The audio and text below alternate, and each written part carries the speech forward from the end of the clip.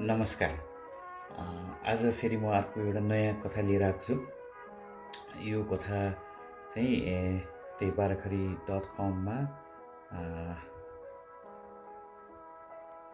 76 साल जेठ 11 गते शनिबार प्रकाशित भएको रहेछ, आजभन्दा 1 वर्ष जति अगाडि। र 384 जना शुभचिन्तकहरूले सेयर गर्नुभएको रहेछ। त्यसको अर्थ मैले चाहिँ यो कथा राम्रै कथामा गनिएको रहेछ भनेर महसुस गरेको छु। र कथाको नाम चाहिँ धोतीवाला मौन विद्रोही पण्डितजी। यो काठमाडौँका गल्ली सडकहरूमा एउटा मधेसी चरित्रले कसरी दुःख पाउँछ र आफ्ना विचारका कारणले कसरी हेपिन्छ, होचिन्छ र पनि आफ्नो आस्थालाई छोड्दैन भन्ने तथ्यलाई अगाडि ल्याएर एउटा कथा लेखेको थिएँ मैले। मलाई आफैलाई पनि निकै नै मन परेको कथा हो। त्यो कथा वाचन गरेर सुनाउँछु। सम्भवतः हजुरहरू सबैले पढिसक्ने नै भएको छ, तर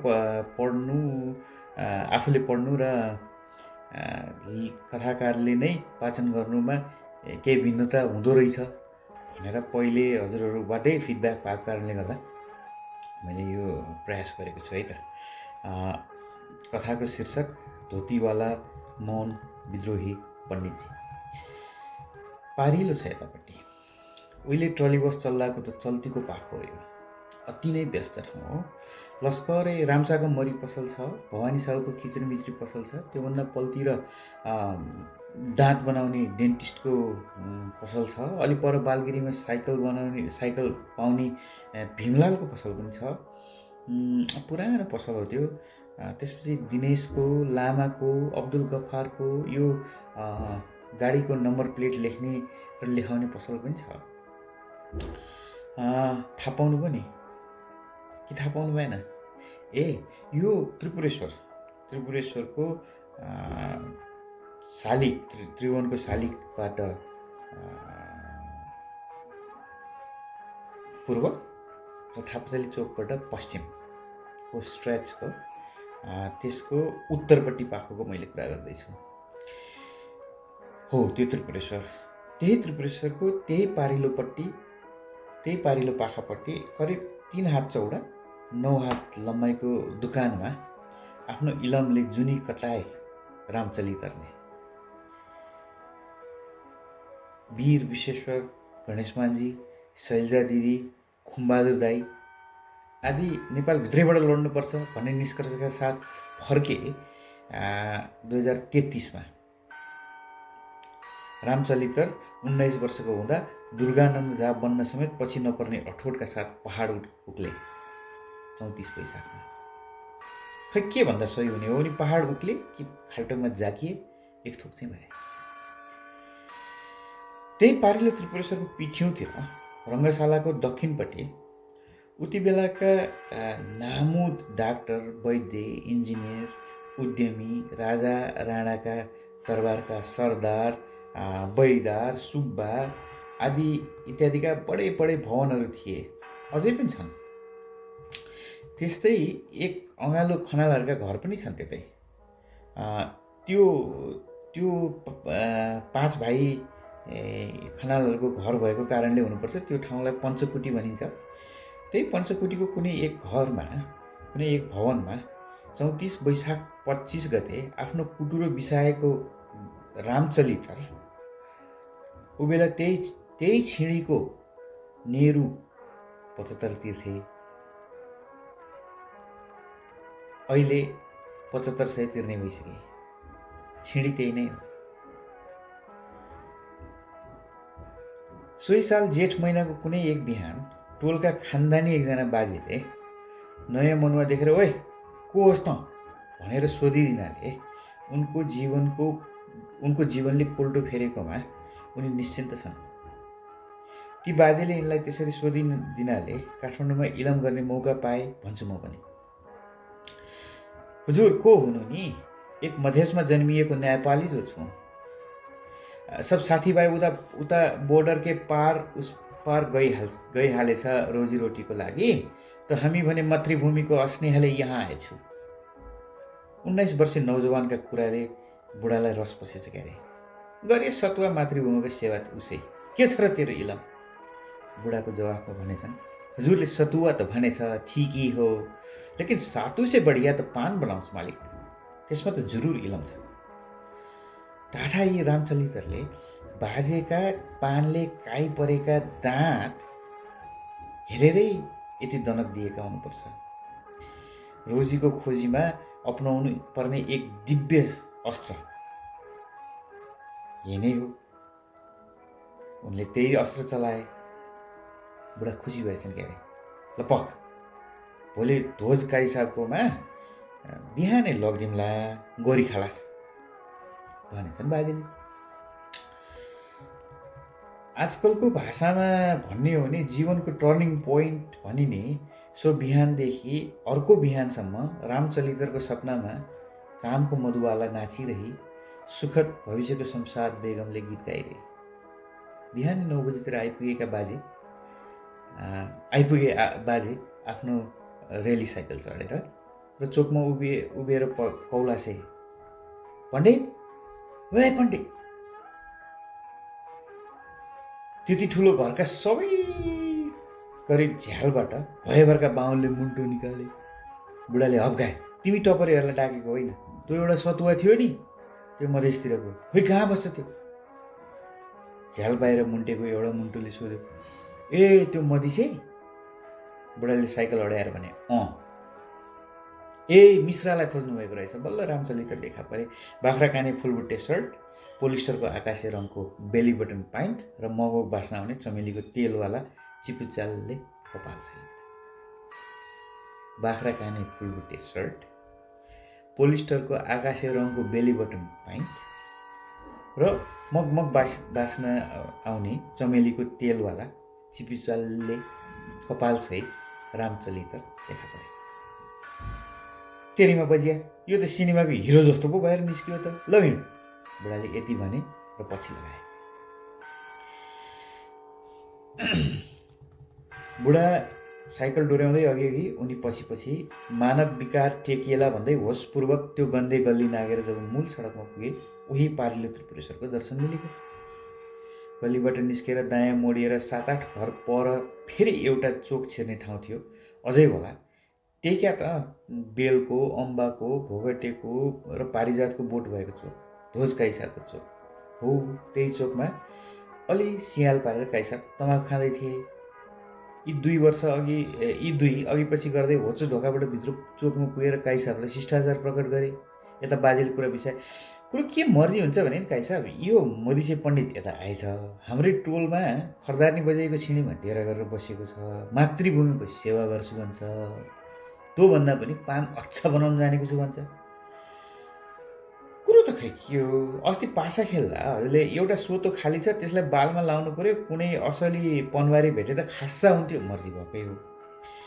अब कति एक बिरा पानका लागि दिल्ली बजारसम्म धाउनु? उसै पनि तारादेवी पान बनाउनु भन्दा गीत गाउन रुचाउँछ अरे। बाउ मरेपछि त्यो पसल सुकिहाल्छ त्यताको, यो सतुवाले गरोस् न त इलम भनेर नि काई साहब। हुनलाई हो वैद्य बाजे, पानका पिकले जताततै फोक्कर त हुन्छ नि। काई साहबको बोली भुइँमा झर्न नभ्याउँदै रामचलितरले टिपिहाले, हजुर सो त हो, तर मैले ठुलो पिकदानीको इन्तजाम त गरिहाल्छु नि। रामचलितरको मुहफट जवाफ फेरि काम लाग्यो। थाप दुकान, मलाई महिनाको 60 बिरा पान र 30 रुपियाँ भाडा दे, गरी खा। रामचलितरको जीवनको कास्टिङ यसरी श्याम श्वेतबाट स्टोमेन कलरमा परिवर्तन भयो। किन हो थाहा छैन, तर सन् 60 तिरको बोर्डर कि उस पारको जयप्रकाश नारायणको प्रभाव हो वा पछि बोर्डर कि इस पारको श्रीरामहरि जोशीको प्रेरणा, सारा गाउँले चाहिँ अन्जानमा पण्डितजी पनि काङ्ग्रेसिया बने, होस सम्हालेदेखि नै। पञ्चायतमा पुलिसको कुटाइ भेटे, बहुदलमा काङ्ग्रेस इतरको मोज गर्ने काङ्ग्रेसिया र मोजा फाटेका काङ्ग्रेसिया मध्ये यी दोस्रो दर्जाका रहे, चोट पाउने भ्याउता भए। यसमा उनलाई एक पसर पनि चित्त दुखाइ छैन। थोड़ैमा काम नगरी कसैलाई ठगी खाएछु, कोही कसैले एकगो बात बताओस् कि विचारको सवालमा काङ्ग्रेसियाको विचार कसरी देश खाती छ। उनी राजनीतिक कुरा आए हाँडीमा परेको मकै भटमास चाहिँ पड्किन्छन् र जो अघि पर्छ उसैको आँखामा छिराउन चाहिँ गर्छन्। समाजलाई लाग्दो यसको कुनै ठुलो काङ्ग्रेससँग कनेक्सन छ। मलाई थाहा छ यिनको कनेक्सन तमाम पान खाने तर पैसा तिर्ने बेलामा चुप भनी ठालु पल्टिने काङ्ग्रेसी हुन् वा अन्य कोही, सबैसँग छ। पूर्व मेचीदेखि पश्चिम महाकालीसम्मका राजनीतिक जुकाहरूका लागि यिनी त्यही त्रिपुरेश्वरमा छन् र यिनीसँग ती सबै खाले जुकाहरूको चिल्ला बिजनेस कार्ड हुन्छ। नम्बर त छ नि हुजुर, त मोबाइलले आसान भएको छ नम्बर राख्न, तर जब काम उताको काम पर्छ नि मैले नउठाए त गाली पाइहाल्छु। लेकिन मेरो काम उता पर्दा 1 घन्टी लाग्छ कटिहाल्छ। अनि फेरि एक लेडिज बोल्छ, तपाईँले सम्पर्क गर्न खोज्नु भएको नम्बर अहिले सम्पर्क हुन सकेन, कृपया पुनः प्रयास गर्नुहोला। 2-4 बार त हामीले गाली पनि गरिदिएको छु लेडिजलाई। कसरी त्यस्तो हुन्छ? 1 मिनट अघि जो घन्टी लागेछ भनेर। पछि ऊ सब्जीवाला इकबालले बतायो कि ऊ त लेडिज छैन, कम्प्युटर बोलेछ। जमाना कहाँ पुगेछ देखिलिनुहोस्, कम्प्युटर पनि लेडिजको नकल उतारिरहेछ। निश्चय नै त जमाना बदलिएको छ। रामचलितरको समेत नाम परिवर्तन भएको छ। निर्दयी काठमाडौँले सितिमिति नाम दिँदैन, नाम काट्छ। औसतमा मधिसेमा दरिए पनि अब उसलाई कसैले रामचलितर भन्दैन। अलि पुराना पाकाले अझै पण्डित भने पनि नयाँ पुस्ताले पण्डितजी भन्ने गर्छन्। यो उनले कमाएको नाम हो। यो उनले काठमाडौँमा कमाएको नाम हो। काठमाडौँले उनको नाम काटेको छैन अहिलेसम्म। पण्डितजी सम्झिन्छन् त्यो पहिलो दिनको काम। सुन्दाराको साउ कहाँबाट टाउकोमा 10 रुपियाँको मिठा पत्ता, 5 को बङ्गला पत्ता र करिब 20 मा विविध पान मसला टोकरीमा राखेर नागथानको बाटो पान मसला टोकरीमा राखेर नागथानको बाटो रणबहादुरले बनाएको बहाल जगन्नाथ बहालको आँगनबाट सानो टुण्खेल हुँदै त्रिपुरेश्वर झरेको। इलाम हुँदै वृत्ति बन्ने बोझा थाप्लोमा हालेर एक मेहनती बिल्कुल पहाड र सहरको अनुभव नभएको एक मधेसी बाहुन आफ्नो सुन्दर हो या कुरूप एक भविष्य देखेर पुलकित हुँदै जिन्दगी एक सफर है सुहाना गुनगुनाउँदै बागमतीले गरी खाओ भनेर छोडिदिएकी उर्वर फाँट त्रिपुरेश्वरतिर झरिरहेको त्यो दिन निश्चय नै एक सफरको सुरुवात थियो। उनी सम्झन्छन् त्यही दिन त उनी काजी साहबले बमन गरेको। काली पिली पत्ती उनले खानेभन्दा बढी परेछ। 3 बजे कुक्क गरेपछि बुढाले भल्लै छादे। बाज्याले सुर्ती बेसी हालेर मरेछ मात्र भने। पण्डितजीले बिन्ती भावमा भने माफ पाऊँ काजी साहब, हिजोबाट अब गल्ती गर्दिन। बुढा मजाले हाँसेर भने उल्लु, हिन्दीमा पो हिजो पनि कल भोलि पनि कल, नेपालीमा त फरक छ। हिजो बितेको कल, आउने कल भोलि, बुझिस्? अच्छा बुझेँ मालिक। त्यसपछि पण्डितजीले हिजो र भोलिमा कबै झुकिएनन्। त्यसै दिन काजी साहबले एक जीवनोपयोगी दीक्षा दिए। हेर पण्डित, समाज अझै भिरु छ। मुसलमानको त के कुरा, तल्ला जातिले छोएको पानी पनि खाँदैन। तेरो व्यापार दिगो गर्न सधैँ बिहान दुकानमा पूजा गर्ने र निधारमा रातो टिका लगाउने गर्नु भलो होला। पण्डितजीलाई यो कुरो जच्यो। विद्रोही काङ्ग्रेसिया चेतले जरो गाडेको थियो र त सोचे यहाँ पनि विद्रोह घुसाउन सकिन भने म के को समाजवादी, केही त गर्नै पर्छ। तर परम्परालाई माओले झैँ भत्काउँदै हिँडेर के फाइदा? गान्धीले झैँ शान्त विद्रोह गर्दा भइहाल्छ त। पण्डितजीले एउटा अचम्मको विद्रोह गरे। राजा त्रिभुवनको शालिगको दक्षिण पूर्वी कुनामा आँखा अस्पतालको ढोकाको देब्रेपट्टि त्यो उतै थापथली चोकतिर जाँदाखेरि त्यहाँनिर एउटा गणेशको मन्दिर छ। त्यो मन्दिरमा पसेर दैनिक पूजा गर्ने। अब त्यो मन्दिरमा गएर पूजा गर्नु कसरी विद्रोह हो भन्ने कुरो आउँछ होला। हो, त्यो विद्रोह नै थियो तत्कालीन समाजको आँखामा। भएछ के भने इतिहासको कुनै कालखण्डमा एकजना, अब अहिलेको हाम्रो उसले भन्दाखेरि चाहिँ नि प्रचलित शब्द दलित सर्किने महिलाले चाहिँ त्यो गणेशजीलाई चाहिँ त्रिपुरेश्वरको त्यो गणेशजीलाई दुवै हातले तिमी त यत्राको देउता भनेर लोपा खुवाइदिएकी थिइन् रे। त्यो उनको के माग थियो, त्यो माग पुरा भएन, सायद त्यसै कारणले होला।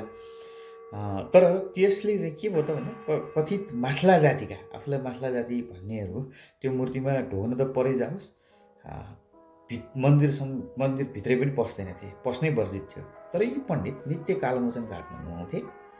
राम्चाको मरी पसलबाट माथिबाट चन्दन जस्तै ल्याप्प मनोभोग लेपिएको लड्डु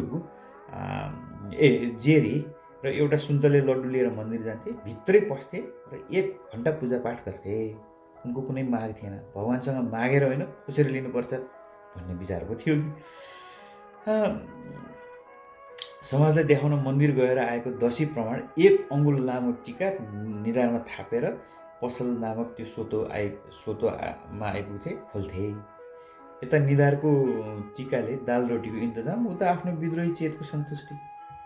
विद्रोही चेतको कुरा गर्दा यिनको अर्को पाटो पनि थियो। यी राजा रणबहादुर शाहको निकै ठुला भक्त थिए। कुनै राजनीतिक अथवा आर्थिक प्रलोभनमा परेर होइन, रणबहादुरको विद्रोही चरित्रका कारण। उसो त रणबहादुरको ससुराली खलक भनिँदा पनि भयो, किनभने कान्तावती त तिरहुतिया ब्राह्मणी थिइन्। त्यो भन्दा पनि रणबहादुर शाह नै त्यस्ता राजा जसको पालामा नाथ सम्प्रदायले राजकीय सम्मान पायो। हिन्दू वर्ण व्यवस्थामा नाथ पन्थ त्यस्तो पन्थ हो जसले वर्ण व्यवस्थाको उन्मूलन हुनुपर्छ भनेर भिड्यो। सम्भवतः त्यो जात नसोध्नु जोगीको भन्ने उखान पनि त्यहीँबाट सुरु भएको हुनुपर्छ। वैराग्यलाई अङ्गीकार गरेर धुनी जगाउन, खरानी घस्न पस्नाले नाथ सम्प्रदायको विद्रोहले पैयाँ ठोक्न सकेन, नत्र रणबहादुरले त उही बेला टुँडी खेल्न सहभोज आयोजना गरिसकेका थिए। त्यही सहभोजको निरन्तरताका लागि देवल बनाएका थिए र गुठीको व्यवस्था पनि गरेका थिए। भन्न त पशुपतिको मूर्ति तोपले उडाउन अघि सरेका, मानव मलमूत्रले लिप्न च्यामेसहित दलबल लिएर देउपाटन पुगेका भन्ने किस्साहरू पनि छन्। तर त्यसलाई पौलट्टीपन भन्ने कि विद्रोह? आखिर हरेक युगमा कुनै न कुनै विद्रोह त भएकै छ। तिरहुतिया विधवा कान्तावतीलाई हरण पागलपन मात्रै थियो कि तत्कालीन समाजको विद्रोह? पण्डितजी त्यसकारण रणबहादुर राजाका ठुलै फ्यान हुन्। तर उनलाई बिफरको महामारीबाट देश जोगाउन नेपाली बालबालिकालाई कोसी पारी भेडा बाख्रा चाहिँ धपाउँदै लैजाने रणबहादुर राजा पनि कहिले मन परेन। बरु काशीवास गएका रणबहादुर नै जचेको हो। त्यसैले हरेक शनिबार बिहान जगन्नाथ देवलमा गएर त्यहाँका महन्तसँग 2 घन्टा सत्सङ्ग गर्थे, 1 चिलिम उडाउँथे र मग्न फर्किन्थे। पछि अमेरिकाको लहैमा गाँजा गैर कानुनी बनाइयो। ती महन्त पनि कता गाँजा गैर कानुनी बनाइयो, पाइन छोड्यो। देवलका महन्त पनि कता लागे। उनको शनिबारको सत्सङ्ग मैजारो भयो। उसो त कालोमोचनतिर जोगीहरू उडाउँथे चिलिम क्यारे। अधिकांश ती गरिखानका पाटे अल्छी मागी खाने मगन्तहरू थिए। त्यस्ता मगन्तेहरूसँग पण्डितजी किन संसर्ग गर्दा हुन्? विद्रोहका मुखसाधक एवं इतिहासका सौम्य गवाह हुन् हाम्रा पण्डितजी। 36 सालको विद्यार्थी विद्रोहका बेला उनी सम्झन्छन् आरएनएसीको हेड अफिस र गोर्खापत्र संस्थानमा आगो लगाइदिए विद्रोहीहरूले। पुलिसले केटाहरूलाई खेद्दै ल्यायो। एकजना विद्यार्थीलाई उनले कठालो समातेर आफ्नो सोतोमा हुले र पानको पत्ताको टोकरी राख्ने ठाउँमा लुकाइदिए। उनी आफू बस्ने खटिया जस्तो तख्ता परेको ठाउँमा लुकाएका ती विद्यार्थीलाई कुनै पुलिसले देख्ने कुरै भएन। सबै तितर भए। उनैले निकाले र भने, अब आऊ, तिमीहरूको आन्दोलनले आजादी ल्याउन सकोस्, हामी साथ छौँ, जैन पाल। केटोले पण्डितजीको हात कडक्क पारेर फुर्ती साथ लाल सलाम कमरेड, अभिवादन भन्यो र कोपमण्डलको बाटो पाटन हान्यो। उनलाई लाग्यो साला मातृभूमिको जय भन्न समेत त हिचक छ, यसले के आजादी दिन्छ। 46 माघ 5 गते पण्डितजीको पान दुकान बन्द थियो। उनी चाक्सीबारीमा थिए। ठुला पञ्चायत विरोधी नेता कार्यकर्ता जम्मा भएको गणेशमानजीको आँगनमा उभिएर आगत कल्पँदै उनले गीत गाए। हम होंगे कामयाब, हम होंगे कामयाब, हम होंगे कामयाब एक दिन। 46 चैत 25 गते हुनुपर्छ। पाटनतिरबाट ठुलो जुलुस सहर घुस्न आयो। चिनिएका ठुला नेता त थिएनन्, तर आजादीको ठुलो राँको थियो जुलुसको आँखमा। जुलुस अघि बढेको हो, तर त्रिभुवनको शालिगभन्दा अघि बढ्न सकेन। उताबाट गोली हान्यो भने। उनी आफ्नो दुकानको अगाडि उभिएका थिए। जुलुस तितर भयो। एकछिनमा सबै वातावरणै जिरे खुर्सानी फुराए पिरो भयो। भागौँ भागौँ भयो। जुलुसमा महिला वृद्ध सबै खाले थिए। ती जो भाग्न सकेनन् सडकमै टुक्रुक्क बसेर आँखा मिच्न थाले। पण्डितजी पान चिस्याउन राखेको टालोले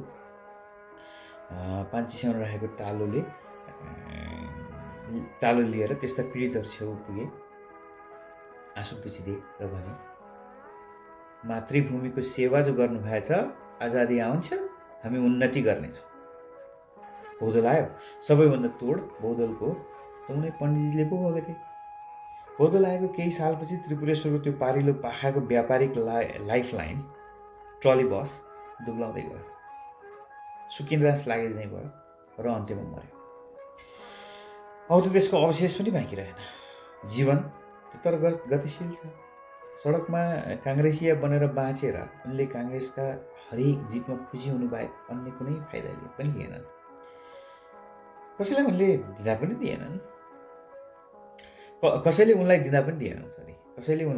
दिएनन् त्यो खुसी।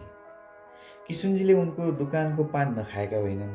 प्रकाशमान दाई उनीसँग अझै गुड गरेर जय नेपाल भनिहाल्छन्। राजुराजले अलिअघि कसेर अँगालो पनि मारेकै थिए। पुगी त हाल्यो नि, म त गरी खाएकै छु नि। सोचाइ पण्डितजीको यस्तै रहन्थ्यो सदैव। एक दिनको कुरा हो। पण्डितजी, मिठा पत्ता 300 120, कुल मिलाके 420। 10 को नोट भिजेको टिनामाथि फ्यात्त राखेर टाइसुटवाला दलबहादुरले अर्डर ठोक्यो। पण्डितजी हस हजुरको मुद्रामा विनित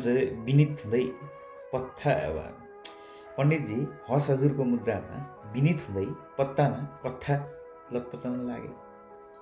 पान दुकानको, हजामको दुकानको विश्वव्यापी चलन हुन्छ। हालबाद, परिवारको अवस्था, राजनीति, खेलकुद, फुटबल, क्रिकेट आदिको संक्षिप्त तर विहङ्गम विवेचना गर्ने। यो 420 को अर्डर तयार गर्दा पण्डितजीले सोधे, हजुरको गाडी पनि आलिसान, लवाई पनि नवाबी छ, रोजी के हो? जवाब दिन मन छैन भने नदिनु होला, लेकिन नगुस्साउनु होला। दलबहादुरजी फिस्सा हाँस्यो। 37 सालको जनमत सङ्ग्रहको दिन जन्मिएको हो रे। उतै गाउँतिरै पढेँ पनि के भन्नु, 8बाट 9 कक्षा सरिन। 51 को मध्यावधि चुनावमा नेताको आँखामा परेँ, विद्यार्थी नेता पनि। 58 काठमाडौँ पसेँ, म्यान पावर चलाएको छु। 2004 को इराक काण्डले अरू सबैको बिल्ली बाट भयो। मेरा मान्छे सबै पार्टीमा छन्, जोगिए। त्यही पैसा लगानी गरेर 62-63 लगत्तै घर जग्गा कारोबार गरेँ, उपद्रो कमाएँ। यता मागअनुसार अरबतिर केटा र अफ्रिकातिर केटी पनि पठाउँदैछु, तर अहिले त समाजसेवी भएको छु। मैले केही गरिदिनु पर्ने भए भन्नुहोस् है पण्डितजी। यति भनेर मुखमा 420 कोचेर ऊ गयो। मनमनै पण्डितजीले भने, यिनी पनि मातृभूमिकै होला अझ हुन्।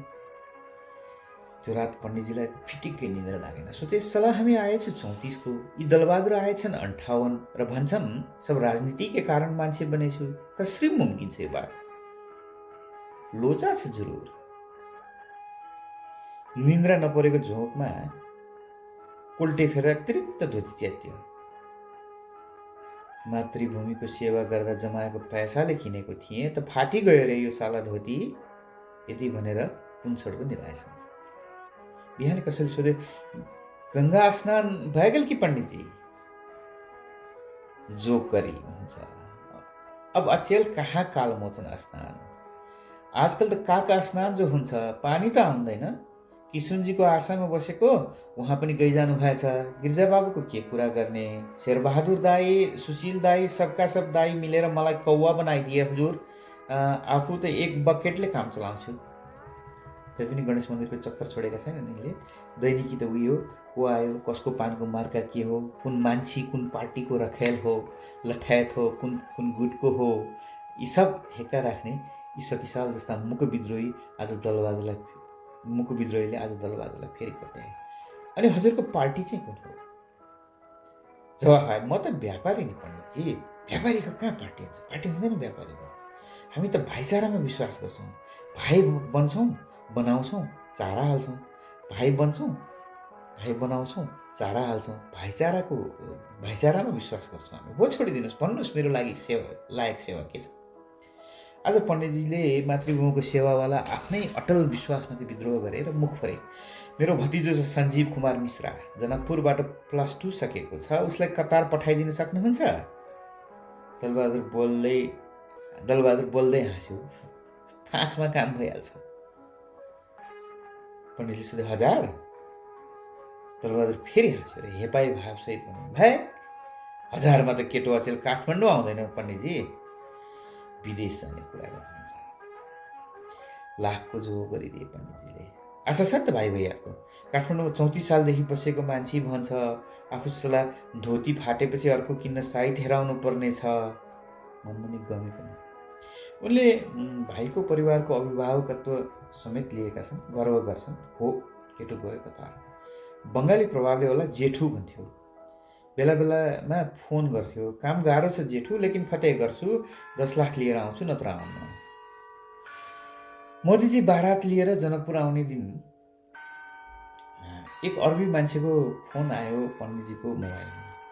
त्यसको 2 हप्तापछि सञ्जीवाको कफन आयो र सँगै 15 लाख नेहरूको चेक छातीमा टाँसेर रुनु बाहेक उनीसँग अर्को उपाय पनि त थिएन। चेक छातीमा टाँसेर रुनु बाहेक उनीसँग अर्को उपाय पनि त थिएन। रिसले आग बबुला थिए। उता टिभीमा नरेन्द्र मोदीजी हाम्रा कोलीजीसँग युनिफर्म ढाँचाको पहिरन पहिरेर नेपाल को यह कर देंगे, वह कर देंगे, आपको हमारी ज़रूरत हो न हो, हमें आपकी ज़रूरत है, वगैरह वगैरह फुकिरहे थे। भर्खरैको नाकाबन्दी, राजा फ्याल्न खेलेको भूमिका, गिर्जाबाबु लगायतलाई तह लगाउन उभ्याइएका शिखण्डीहरूका अनुहार जलजली देखेर अनायासै पण्डितजीको मुखबाट पुस्क्यो, बहुत फेक छ यो धोती। एउटा विद्रोही चेतको अलग वातावरणमा देखिने कुनै जमानाको एक नेपाली युवक जसले पटक पटक त्यो हेपाईको अनुभव गरेको छ, बोकेको छ, उसले आफूलाई पटक पटक नेपाली हो भनेर प्रमाणित गर्नु परेको छ र पनि एक मुख साधक बनेर बसेको छ। उसलाई समेत चिड्याउने गरी जब राजनीतिका नाममा दलबहादुर मोटाउने अवस्था बन्छ, उरुन्छ, उसलाई छटपट्टि हुन्छ र नितान्त एक्लो महसुस गर्छ। तर फेरि जीवन न हो, कहाँ अडोस्। के त्यस्ता त्यान्द्राहरू हुन्छन् जसलाई समातेर जीवन अघि बढ्छ। हिजो त्यस्तै भयो। अङ्कल एक प्याकेट कुरमुरे दिस्यो न। 20 रुपियाँको नोट तेर्स्याए एक बालकले। पण्डितजीले एकको साटो 2 पुडिया कुरमुरे दिँदै भने, म काठमाडौँ आएको 42 साल भएछ। आज त कसैले मलाई बाइज्जत दिस्यो भनेको सुनेको थिएन।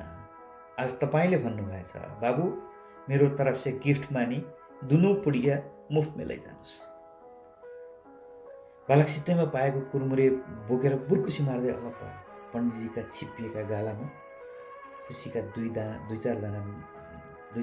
2-4 मोती दाना आँखाको बाटो निस्केर काखको गन्तव्य झरे। पण्डितजीका छिप्पिएका गालामा खुसीका 2-4 मोती दाना आँखाको बाटो निस्केर काखको गन्तव्य झरे। उनलाई लाग्यो प्रजातन्त्र, लोकतन्त्र, आजादी जे नाम दिए पनि यो चटमगनी फट विवाह त होइन। यसको आफ्नै डगर छ, लामो पट्यार लाग्दो पद्धति छ। यसले समाजको कल्याण गर्छ। मौका पाउँदा डेलिभरी दिन नसकेकाहरूको लाममा राजा महेन्द्र होलान्, बिपी होलान्, गिर्जाबाबु होलान्, राजा ज्ञानेन्द्र होलान्, प्रचण्ड होलान्, वा यिनै केपीजी होलान्। तर आजादीले नै सब सिकाउँछ। उही हो रस्ता देखाउने। पटरी से उत्रेको गाडीलाई पटरीमा पनि त समाजले लियाउँछ। आज एक भूमिपुत्र तर अलग देखिने एक मातृभूमिको अनन्य सेवकलाई कसैको छोकराले दिस्यो जो भने नि मेरो विद्रोहले नतिजा दिएछ। मेरो मौन विद्रोह मातृभूमिको सेवाको प्रतिफल यही हो। नयाँ पुस्ताले मलाई यसरी पनि त चिन्दैछ, मैले चिनिँदै पनि त छु नि। पण्डितजी आफ्नो सोतोबाट निस्के, पानको पिक नपरेको माटो हातमा लिए र टिका लगाए। एकपटक मनैदेखि जैन प भने। यो सम्भवतः उनको जीवनको एक अत्यन्तै आनन्दमय दिनमध्ये एक थियो। धन्यवाद।